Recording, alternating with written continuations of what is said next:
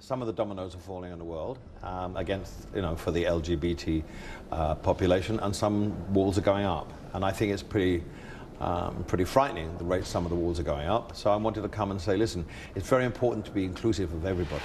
I want to thank you all for making us feel so welcome in Kiev. This isn't the first time you've come to Ukraine, or in fact the first time you've talked about this. I think it was in 2011 you said Ukraine's far behind on gay rights and needs to wake up. Yes. Well, since then there's a new government here, reformist government, pro-Western, pro-European. Do you think things are changing? They are changing gradually, yes. But we're going to meet with the president in a minute after you, to meet President Poroshenko, and we're going to ask him to speed things up a little bit, if he can. You brought your own personal story here today in speaking to business leaders about the problems you'd had as a younger man in a less tolerant Britain, and the sort of fear that gay people can feel. Well, in the 50s and 60s, it was, no one talked about it. And for gay people, it was just a horrible place to exist. I'm so proud that I live in a Britain now which has completely changed over the last 15 to 20 years. I never dreamt that would be possible. I want it to be possible for everyone in every country in the world. But unless I try and do something, unless I say, listen, I'm not frightening. You're not going to catch gay from me. You're not going to, because you're in the same room. I mean, I did a thing in Russia, and that old thing they keep bringing up from time to time, all, in speeches, it's, we want our children to be safe. It's like, give me a break. Give me a break. You're president of Russia, and you say stupid things like that? You're talking about Russia now and the law that's been passed to ban what they call gay propaganda, but you've been using your popularity there to try and reach out to the Russians. Some people might have said, for a country that has laws like that, maybe we shouldn't go. I mean, some artists have boycotted going to Russia, but you decided not to. There's several people that said, I don't think you should go.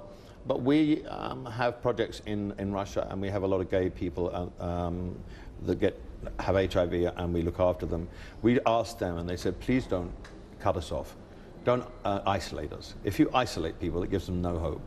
You've been reaching out to the Russians actually a very long time. I think your first concert there was in 1979 when it was the Soviet Union. Why do you particularly feel the need to be involved with your musical supporters in this part of the world? I like them. I like the Russians. When I went there in 1979, I was astonished how friendly and kind and lovely they were. We're back in the USSR. Back in the USSR. And that's probably the only power I have, is to use my fame and fortune to bring people together for music, and then try and use the message of peace and acceptance and inclusion afterwards in my older age. I probably wouldn't have done this when I was 40 or 50 because I wasn't mature enough to do it. I was drunk. I was a drug addict. You reach out to people through your music, and you try to reach politicians. Do you think that you can influence President Putin in Russia? Oh, that's a big question. Probably not. I don't know. But I'll have a go. I'd love to meet him. I'd love to sit down with him and talk to him. There's probably pie in the sky, but unless you try, unless you put your foot in the water, your toe in the water, at least if I meet him and say, listen, come on, let's have a cup of tea, let's talk about this.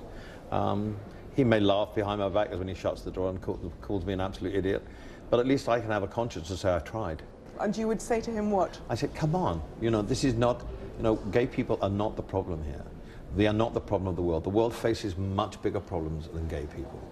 Be accepting, and let's all pull together and try and solve the problems of the world. But don't isolate and be prejudiced against gay people.